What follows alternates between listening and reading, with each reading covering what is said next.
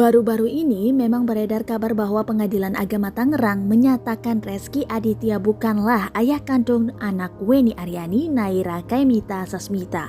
Terkait kabar itu, Weni Aryani justru menyinggung soal tes DNA. Mengutip YouTube Seleb on Cam News, Selasa 12 Juli 2022, Weni Aryani bahkan menyebut bahwa kabar tersebut adalah berita bohong alias hoax.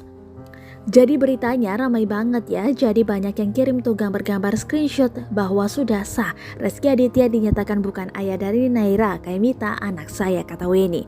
Bukan ayah dari KK, sudah ketok palu. Saya tegaskan di sini bahwa semua berita itu adalah berita hoax. Sambungnya, Weni Aryani juga menegaskan bahwa kabar yang beredar tak bisa dipertanggungjawabkan. Pada Mei lalu, Pengadilan Tinggi Banten mengabulkan gugatan Weni terhadap Rezky Aditya. Di samping itu, Weni menegaskan hingga saat ini Rezky Aditya belum membicarakan soal keinginan tes DNA. Padahal, Pengadilan Tinggi Banten sudah meminta suami Citra Kirana itu untuk melakukan tes DNA. Satu lagi, banyak yang rancu bahwa sudah ada tes DNA. Belum ada DNA sampai saat ini, ungkap Weni. Jadi Pengadilan Tinggi Banten membuat terobosan pembuktian terbalik. Artinya menyatakan Rezky sebagai ayah biologis KK tanpa pembuktian DNA.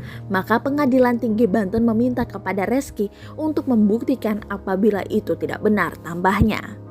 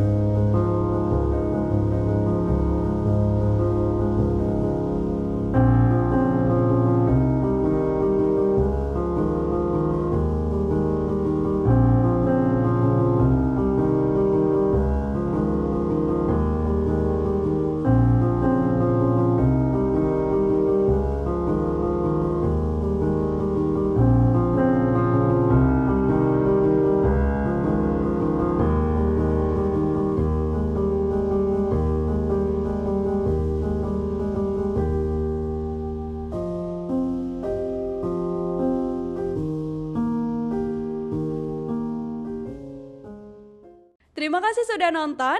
Jangan lupa like, subscribe, dan share ya.